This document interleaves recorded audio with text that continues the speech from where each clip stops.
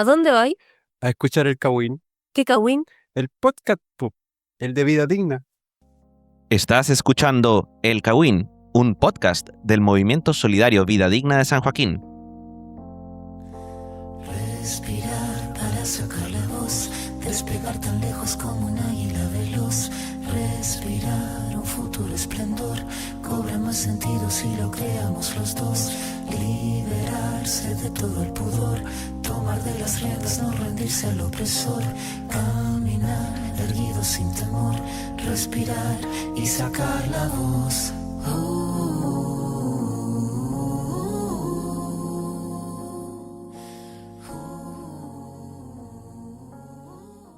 Saludos a todas quienes nos escuchan el día de hoy. Soy Oscar, su facilitador de El Cawin. Seguimos grabando desde La Pobla, cawineando sobre actualidad latinoamericana. En esta oportunidad, centraremos nuestra atención en la situación argentina, aprovechando la visita de dos compas que viajaron desde Buenos Aires y estarán algunos días por Santiago y Valparaíso. Así que, sin más preámbulos, ¿qué les parece si se presentan? Bueno, hola, muchísimas gracias por la invitación.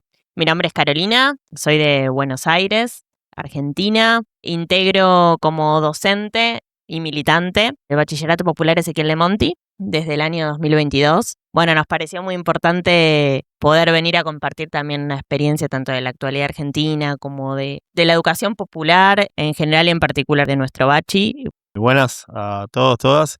Mi nombre es Jalil, soy argentino. Estamos visitando Chile por primera vez. Soy docente. Tuve un paso importante por el Bachi también que mencionó Carolina, por Ezequiel de Monti. Donde, bueno, ahí tuve mis primeros comienzos con la docencia.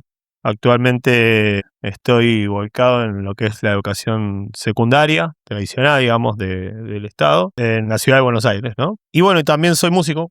Bueno, nada, estamos acá para compartir experiencia, para reírnos un poco, para, bueno, a veces también hablar de cosas de manera seria y, bueno, poder hacer nuestro pequeño aporte para la transformación social que buscamos. Y una vez presentadas, no perdamos un segundo más y vamos a escuchar su sabiduría. Y empecemos con la primera pregunta. ¿Cómo evalúan los primeros 2 años del gobierno de Javier Milei? ¿Qué ha significado para ustedes y sus familias? No, y la verdad que es duro. Yo creo que el impacto que tiene es, bueno, para mí de mucha pérdida en la identidad. En la identidad, yo creo, porque ver un tipo que viene y que automáticamente los primeros videos que hacía que era saco ministerio, como si fuera, aparte un papelito, ¿no? Pegado en una pizarra. Yo creo que fue una gran desilusión. Y fue un golpe duro. Yo me acuerdo que estábamos juntos cuando asumió y sabíamos lo que se venía porque ya lo conocíamos a Milei con todo este tema mediático, ¿no? que tenía. Y sabíamos también lo que de las cosas que dijo, sabíamos que mentía en muchísimas cosas y que también otras no las decía, pero sabíamos que iba a hacerlas. Entonces, en estos 2 años lo que estamos viviendo es desidia para mí. En lo cultural, en lo económico también, porque tiene un modelo de economía que ya estuvo presente anteriormente en Argentina. Y bueno, no sirve, digamos, no fomenta una fortaleza en la industria, ¿no? Argentina, en el mercado laboral. ¿Cómo nos afecta a nosotros? Bueno, yo por ahí una visión personal es, hace poquito me pasó de ver los sábados los colectivos llenos, digamos, que para mí claramente gente trabajando. Cuando antes del sábado era generalmente por ahí gente que trabajaba hasta el mediodía.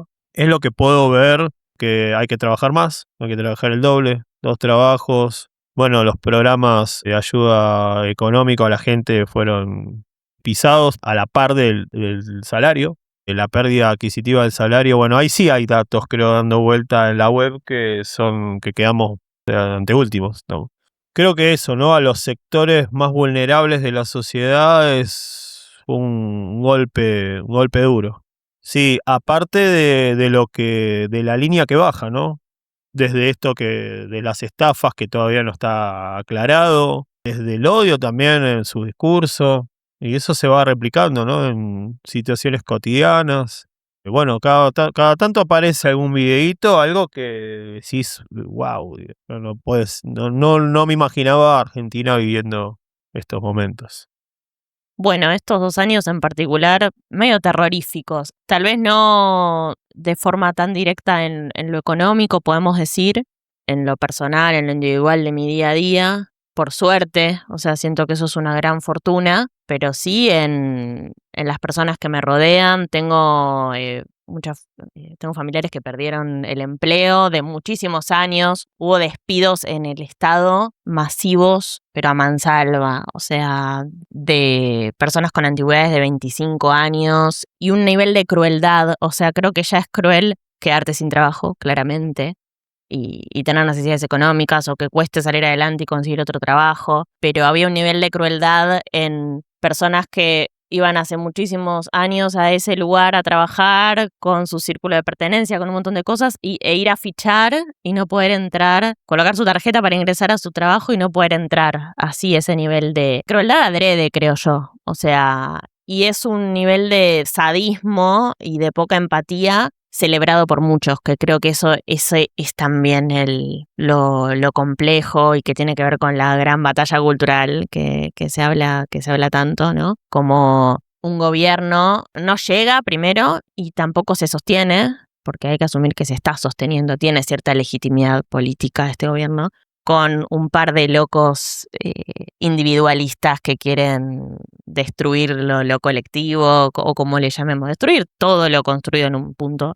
Entonces, como que hay una legitimidad y hay que asumir también que esa legitimidad también está sostenida por sectores populares. Y eso creo que es lo más fuerte y la mayor derrota. Y creo que está pasando bastante en Latinoamérica también, ¿no? Como decir, uno puede entender que de la clase media alta para arriba se apoyen este tipo de gobiernos. Uno puede decir, estoy en desacuerdo, me parece cruel, me parece poco. Pero pensar que las personas que no llegan a fin de mes con su sueldo, que se toman un montón de transportes para llegar a sus empleos, siguen apoyando un gobierno así, eso creo que es lo más complejo, lo más triste, y creo también que es una gran derrota de gobiernos que para mí se hacían llamar populares y no lo eran. O sea, creo que ahí está. El gobierno anterior fue peronista y fue empobrecedor también. Eso creo que hay que decirlo. Tengo la seguridad de que este gobierno es peor, porque además, tanto en lo económico, y no solo en lo económico, en lo discursivo, hay muchísimos discursos de odio que antes uno ni se imaginaba que podían llegar a circular, y están circulando. Sí, discursos de odio y discriminación que parecía que estaban como subterráneos conteniéndose y que salieron, y jóvenes. Creo que lo más preocupante es que escuchás personas de 16, 17, 18, 19, 20 años que van por ese lado y se cree que el mayor apoyo a este gobierno está en esas edades. Entonces, como que hay una derrota de los anteriores gobiernos que se hicieron llamar populares y para mí tuvieron muchísimas fallas y no representaron a los sectores que decían representar. Así que, nada, para cerrar, los 2 años sí, creo que todos los años son horribles. Tengo mucho miedo también por lo que queda, porque para mí va a cumplir su mandato, yo creo que lo va a cumplir. Nada asegura que no pueda haber un segundo mandato también, o sea, es un poco pesimista lo que estoy diciendo, pero la situación social en Argentina no hay mucho levantamiento social, no hay mucha revuelta, no hay una resistencia fuerte, ni siquiera del peronismo, que es el otro frente con más caudal de votos, por decirlo de alguna manera. Así que nada, es feo, es desesperanzador, pero bueno, pensar que en lo colectivo tal vez podemos aunar fuerzas y generar algún cambio, ¿no? También otra de las cosas que estuvieron pasando todos los años es que Milei como se llama, la casta tiene miedo, todo eso, y que claramente, digo, no sé, en su gabinete tiene personas que hace un montón que están en estado, como por ejemplo, Bullrich la familia Bullrich lleva años, digamos, en el poder, así que no sorprende. Pero bueno, nada, lo que también pasa es que con este discurso, digamos que la cuestión presupuestaria, ¿no? Cuando decía, Milei tenía como una visión antes de que la casta se lleva la plata de la gente con los impuestos. Entonces venía como diciendo, vamos a recuperar esa plata de la gente no va a no le van a sacar la plata a la gente, y ahora resulta que todas las cosas que dan un aporte, la seguridad desde la construcción cultural, educativa, las está sacando. Digamos, hace poquito creo que cerraron el presupuesto y a las técnicas, yo soy profesor de una escuela técnica, pues estudié también ahí, y bueno, a las técnicas les quitó el presupuesto, la plata destinada ahí. Bueno, si quieren también hablamos de los incendios, todavía el presupuesto está subejecutado, el de ayuda, porque supuestamente salieron a decir que bueno, la plata está. El año pasado el tema del Garrahan fue increíble, como que tienen esa cuestión de decir de que hay ñoquis libremente y como que también le llevan el relato a la gente, ¿no? De que un funcionario público como un médico, por ejemplo, o un auxiliar de ese hospital es como que está de más o que no hace bien su trabajo. Y eso circulaba un poco, esos discursos por las redes sociales, que encima eso también fogonea mucho, ¿no? El caldo del odio. Algunas cuantas reflexiones sobre la cotidianidad, economía, decisiones y discursos, ¿no? Definitivamente podemos ir haciendo puente a nuestra siguiente pregunta. Hablemos precisamente sobre este asunto del imaginario de las personas. En la pregunta 2, como medio de comunicación nos interesa el tema cultural y cómo se van consolidando ciertas visiones del mundo. En ese sentido, queríamos saber su opinión sobre un concepto que el gobierno de la libertad avanza ha venido posicionando, el de la batalla cultural. ¿Cómo se posicionan ustedes frente a esta idea de dar la batalla cultural? Desde su experiencia como educadoras populares, ¿cuál creen que es el papel de la educación en todo esto? Bueno, gran pregunta el tema de la batalla cultural. Primero creo que nunca estuvo ganada, por decirlo de algún modo. Vuelvo a mencionar al peronismo porque es el partido político con más representación a lo largo de los años, desde el 46 en adelante. Vino, tuvo reelecciones, tuvo distintos tipos de representantes políticos, hasta neoliberales, hay que mencionarlo también, el menemismo fue neoliberal, y está bueno vincularlo porque una de las figuras que más admira el presidente actual de Argentina, Milei, es Menem, que fue propuesto por el peronismo. Hay como vínculos. Los límites son más difusos de los que uno cree, se va dando cuenta. Y sí, el kirchnerismo, que es como se desprende del peronismo, podríamos decir, a partir del 2003 tuvo también presencia fuerte y todavía la tiene, aunque haya perdido las elecciones. Hubo toda una cuestión de construcción de una batalla cultural, generando, construyendo, algunos dirían imponiendo, podemos pensar también, porque creo que cuando algo se impone es más fácil de romperse, ¿no? Ciertos valores, por ejemplo, con los derechos humanos. Tuvimos 30.000 desaparecidos en Argentina y el kirchnerismo retomó mucho estas luchas con las madres y abuelas de Plaza de Mayo, descolgando cuadros de militares. Bueno, hubo mucho simbólico ahí, que sí creo que es muy importante. En lo discursivo estuvo mucho también, tanto en los derechos humanos como, bueno, en un montón con la educación también, que va a la pregunta, estuvo el conectar igualdad, que es el acceso a la tecnología, dar computadoras, notebooks a estudiantes de escuelas secundarias. La cuestión es que creo que tanto en derechos humanos como en cierta mirada de la educación, porque podemos hablar un montón de temas, elijo como centrarlo más en estas dos cosas, creo que se sostenía que la batalla cultural ahí estaba ganada, y claramente no, porque con la figura de Milei salieron a la luz muchísimos discursos, por ejemplo con la frase el curro de los derechos humanos, este choreo de los derechos humanos, por decirlo de alguna manera. Con lo fuerte que es hablar de derechos humanos, que no es algo de la Argentina, los derechos humanos, ¿no? O sea, como reducir los derechos humanos a ciertos discursos del peronismo, por decirlo de alguna manera. Bueno, se empezaron a escuchar frases como basta con el curro de los derechos humanos, cuestionar que sean 30.000 desaparecidos, cosas que no, seguramente estaban y en algunas conversaciones escuchaban, pero no eran a viva voz. O sea, vos ahora te podés subir a un colectivo y escuchás este tipo de cosas. Y decís, bueno, entonces no estaba tan ganada, porque creo que no, vuelvo a que un gobierno no se sostiene con 2, 3 locos, con ciertas ideas, no, lo votó un montón de gente y lo sigue sosteniendo un montón de gente, y hay muchas personas que se sienten representadas con esos discursos terroríficos, que dicen del curro de los derechos humanos, que cuestionan a los 30.000 desaparecidos, que habla de los planeros. Bueno, en la cuestión del planero, no sé si conocen ese concepto, pero es como esta cuestión de la ayuda social que da el Estado a los sectores más vulnerables, y es como una cosa despectiva de no quieren trabajar, son planeros. Circulaban estos discursos más asociados a la derecha, pero ahora están como en todos lados. Es como algo ya medio masivo y se escucha en medios masivos de comunicación. También como que hubo en la batalla cultural actualmente, hubo como una puerta ahí que se abrió de decir, bueno, dejemos circular esto y si se deja circular eso es porque tiene mucha representatividad, creo yo. Porque si no, no. Como sabemos que hay avances en muchas cosas de 50 años a esta parte, en cuestión de liberación en un montón de cosas, vemos que hay discursos que ya no circulan, pero en esto sí. Entonces, si circulan es porque el imaginario está todavía. Y en personas muy jóvenes, creo que es lo más terrorífico, como escuchar a chicos de 16 años diciendo el curro de los derechos humanos, no son 30.000, es muy fuerte. La pregunta sobre la educación como educadores populares, que bueno, va más o menos de la mano, porque nosotros en el bachillerato popular Ezequiel de Monti, bueno, en este en particular, pero en todos es así, tenemos estudiantes de 18 años en adelante, o sea, es un secundario para adultos, para personas que no terminaron el colegio secundario en el tiempo y forma de la educación tradicional y bueno, lo retoman en otro momento de su vida. Y bueno, tenemos de todas las edades, a partir de 18 años. Sí, a partir de 18 años hasta 70 años. O sea, ese rango etario.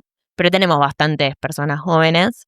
Y la verdad que yo estuve 2 años en un área que se llama lucha social, porque las materias las vamos armando nosotros, los profes, algunas que se mantienen, otras que mutan, pero bueno, yo estuve en una que se llama lucha social y hablamos mucho justamente de esta cuestión de lo importante de luchar por ciertos derechos, de ocupar las calles, de reconocer ciertas conquistas, de un montón de imaginarios, de racismo también, de derechos humanos, bueno, un montón de cosas. Y nos ha sorprendido ver estudiantes que tal vez en ciertos debates hasta están con nosotros, por decirlo de alguna manera. La mirada político-social se construye y veíamos que había estudiantes que tenían muchísimos fundamentos y armas para debatir sobre sus propias realidades sociales y entendían lo que era la conquista de ciertos derechos y algo clave, habitan un bachillerato popular, es un lugar completamente autogestivo, o sea que el Estado dejó totalmente de lado, o sea, es las personas mayores de edad que quieren terminar el secundario y trabajan y tienen un montón de realidad, una realidad vulnerable por un montón de líneas de atravesamiento, el Estado los deja de lado y los bachilleratos populares, como un montón de organizaciones autogestivas, nos organizamos para poder dar herramientas, dar un lugar, estar supliendo un lugar que el Estado no. Pero obviamente que no es este Estado, son muchos gobiernos, ¿no?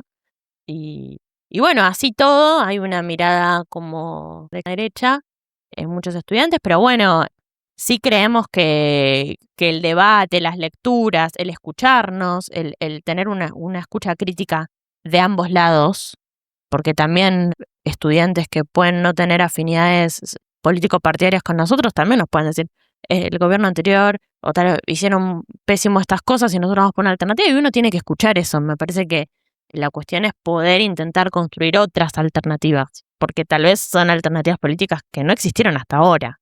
Y ese es el gran desafío, creo yo. Bueno, primero me gustaría igual entender un poco para mí, ¿no? Mi visión sobre la posición cultural que tiene la Libertad Avanza, el gobierno, digamos, este grupo de personas que para mí es la cultura de la guita. La cultura de la guita, la cultura del Twitter, lo que había dicho anteriormente, la cultura anticasta, todo ese discurso del chorro, ¿no? De la chorra.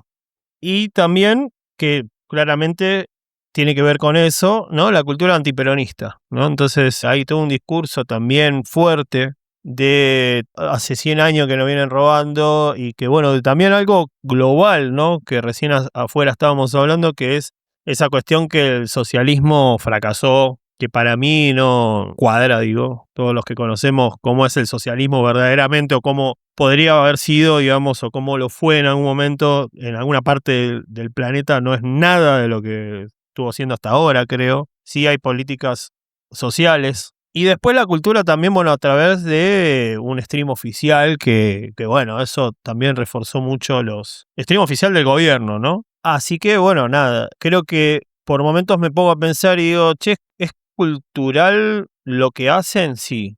hasta inclusive tanto como un partido, como un gobierno de izquierda. Porque vos fíjate que mientras está pasando toda la actualidad de los incendios, no sé, Milei está subido a un escenario cantando. Muy al estilo, muy parecido, esta cuestión, ¿no? Farandulera, que es el famoso pan y circo, ¿no? Pero con discurso de derecha, ¿viste? Yo creo que, bueno, esa es la cultura que tienen. Pero tienen una cultura, para mí, marcada de la guita, ¿viste? Por eso hablan de economía, son grandes conocedores de cómo... Digo, no sé, pasaba de que había pibes que creen por ahí que tienen una autonomía, entre comillas, de dependencia laboral, pero es una app, ¿no? Digamos, y está muy precarizada, y eso, claro, tiene el distanciamiento de lo que puede ser por ahí un grupo de personas, digamos, donde vos vas a una empresa y por ahí tenés un seguro de riesgo, y me parece que ahí tienen una cultura marcada de vos vas a ser tu jefe y vas a hacer tu guita, y también aparecían un montón de propagandas de, bueno, la apuesta también se ha incrementado un montón, problemas de apuesta. Como educador, pienso que la batalla, la respuesta, ¿no?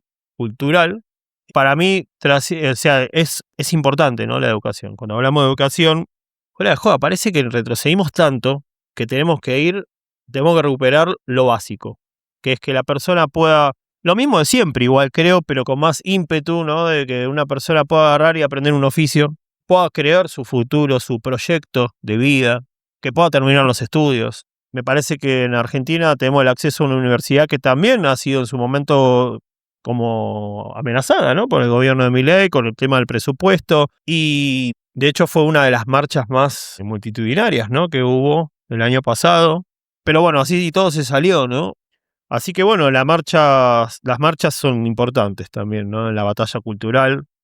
Y también yo invito, ¿no? A quienes escuchan este podcast y sean de Chile, de cualquier lugar donde estén, para mí lo importante es poder dedicar 2 horas de tu semana a ir a una olla, a dar clases de apoyo, a ir a un lugar, digamos, donde sería como una guardería, ¿no? Infantil, por ahí, o a compartir tu arte en un evento autogestivo de tu casa popular cercana o de tu centro cultural. Yo creo que ahí es la batalla cultural. También creo que para decir algo optimista, esperanzador, de lucha también, colectivo, quedaba pensando, digo, la batalla cultural desde la educación popular es inmensa y profunda.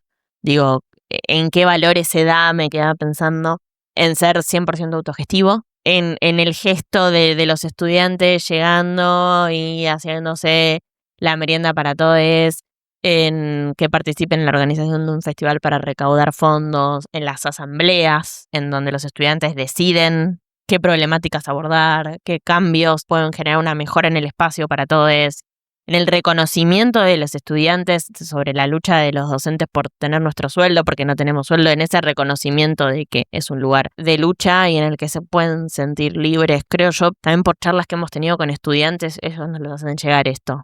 Nos hacen llegar esta sensación. Obviamente, no todos los estudiantes que pasan por el bachi tienen un vínculo fuerte con el espacio, porque sería irreal decir eso, pero muchos estudiantes se acercan a nosotros, a los profes, para decirnos que es un espacio totalmente distinto a cualquier otro educativo que habitaron, que se sienten como en casa, que hay una construcción colectiva, que agradecen la contención de los docentes, y hay algo ahí, hay unos sentidos distintos que se generan, son como periféricos, ¿no? A esta batalla cultural que podemos decir que se están puja por sectores de poder, ¿no? Como decir, bueno, hay otros sentidos que se generan, se articulan con otros espacios de educación popular, se sale a las calles para reclamar, porque siempre estamos en peligro de desaparecer el reconocimiento de nuestros títulos, o sea, y hay una conciencia de gran parte de los estudiantes de esto, y creo que esa batalla cultural también se da en estos espacios.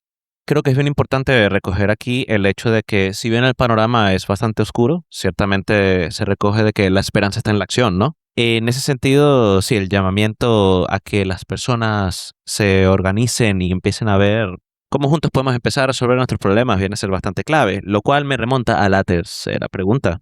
¿Qué alternativas crees que le queda al pueblo argentino y a las organizaciones sociales?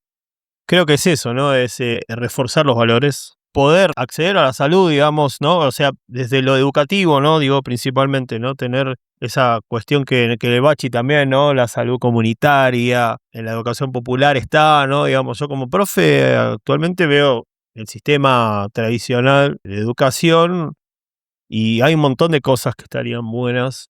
Creo que estamos con el tema de las redes sociales inclusive, ¿no? Me parece que estamos teniendo problemas, ¿no? De pibes con depresión, cuestiones de autolesión, de hasta suicidios quizá. Está subiendo en Argentina esos números. No, nadie habla de eso, pero es una realidad. Y bueno, creo que cuando uno se llega a estos momentos también de problemas de adicciones, también es una cuestión de, sobre todo, aislamiento, ¿no? Es una persona que se queda sola. Y ahí la red social juega un papel, ¿no? Los pibes se meten ahí en un mundillo, ¿no? Parece que las organizaciones sociales siguen cumpliendo, más allá que el gobierno puja fuerte para que se desarticule todo eso.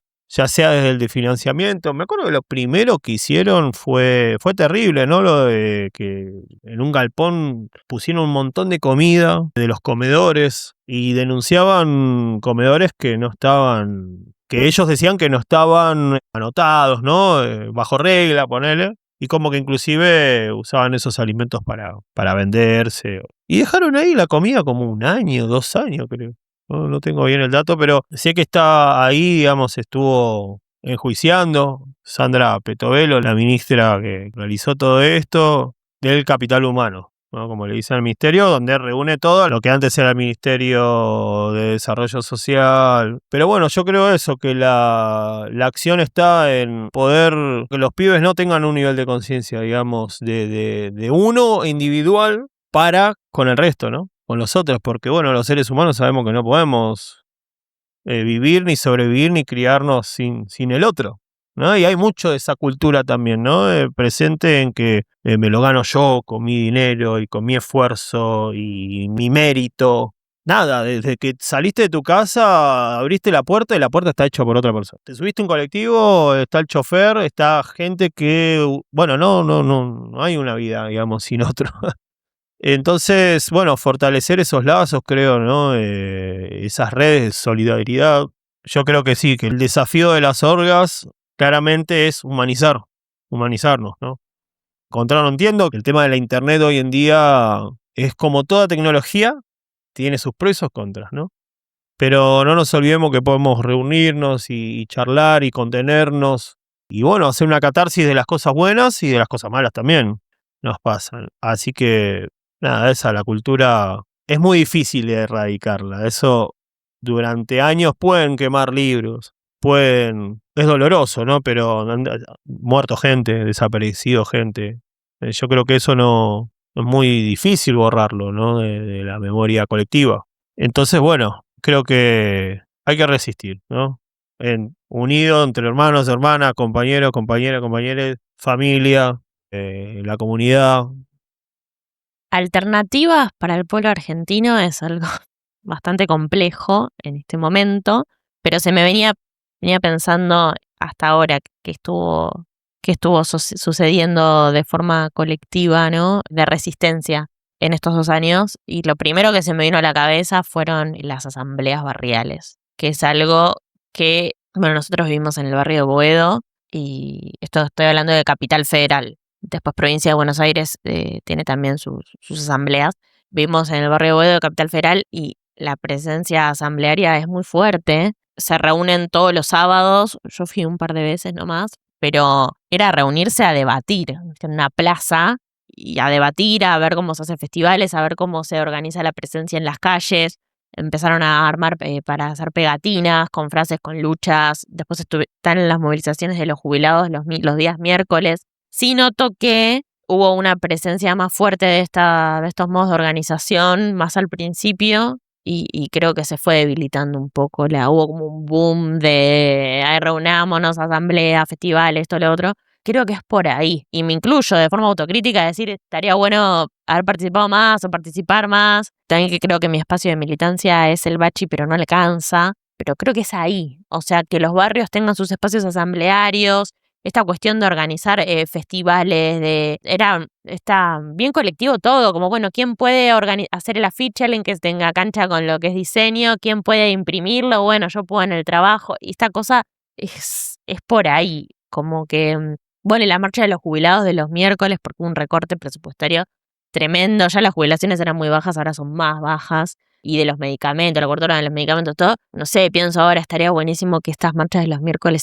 tengan más fuerza, ¿viste? Como que fueron las primeras y se fue debilitando un poco, pero creo que es por ahí, como en decir, bueno, los sábados se reúnen las asambleas, los miércoles estamos con los jubilados, estamos con tales luchas, que sea como más organizado eso. Creo que es por ahí y tiene algo de... Nosotros en el 2001 la Argentina tuvo una crisis muy fuerte en el 2001 con un estallido, levantamiento social, se fue el presidente. Y digo, más allá de que seguramente no suceda eso, como que cuando la gente sale a la calle puede un montón de cosas. O sea, puede hasta derrocar un gobierno. Y digo, sea ese el objetivo o no, porque tal vez el objetivo es que se termine este gobierno sacándole lo más posible, luchando en las calles para que deje de arrebatar derechos, pero que lo termine. Pero tal vez es esa, no lo sé, creo que es un debate como que es otro debate, porque creo que si se va este gobierno ya así, sin terminar su mandato, no sé quién asumiría, creo que hay que generar nuevas fuerzas políticas, pero creo que crear nuevos sentidos y resistencias tiene que ver con esto de los barrios, las asambleas, el apoyo escolar, ocupar la calle. Me parece que eso es lo primero que quieren arrebatar. De hecho, para cerrar esta idea, este gobierno tiene una política de represión en las calles sangrientas. De hecho, una de sus banderas o caballitos de batalla fue: no van a cortar las calles con las marchas. Y claramente igual podemos cortar las calles, o sea, se comprobó. Del otro lado hay violencia. Pero bueno. Aparte terminaban cortando la calle la policía, ¿viste? Sí, tal cual. Así que eso, creo que la resistencia está en los espacios de educación popular, en espacios como el de ustedes, acá en Chile y en Argentina hay un montón. O sea, eso también, pues si no, uno es todo re negativo y no, la verdad que en Argentina también hay un montón de espacios de resistencia, comunitarios, colectivos, de ayuda, de vos no podés esto, yo puedo lo otro, de presencia en las calles, de los grafitis, desde cortes de calles, y me parece que es por ahí, es la vía pública. Yo creo que en la resistencia y el cambio se tiene que organizar desde la vía pública, y la verdad que me encantaría que surja desde esta organización en la calle, que surjan nuevos liderazgos, pero bueno, hay que ver si eso requiere más construcción y más tiempo. Y pues, así cerramos el capítulo. Gracias por su tiempo, a ti, querida escucha, y cerramos este programa con la moral en alto. No olviden que sigue abierta la convocatoria para comunicadores populares para quienes les interese apañarnos y ser parte de El Cawin. Nos puedes escribir a nuestras redes sociales para acceder al formulario de inscripción. Te recomendamos Instagram. Estaremos anunciando más actividades del movimiento solidario Vida Digna de San Joaquín en nuestros canales de comunicación de Instagram, TikTok, como @vdsanjoaquín, y nuestro sitio web www.msvidadigna.org, donde conseguirás enlaces directos. Yo te recomiendo WhatsApp para que no te pierdas nada. Este ha sido un episodio de El Cawin, cawineando desde la Pobla, y nos escucharemos hasta la próxima. La copla que el viento mece, que pocas veces merece. Cada pena suelta voz, cada tos, pensando en sacarle voz.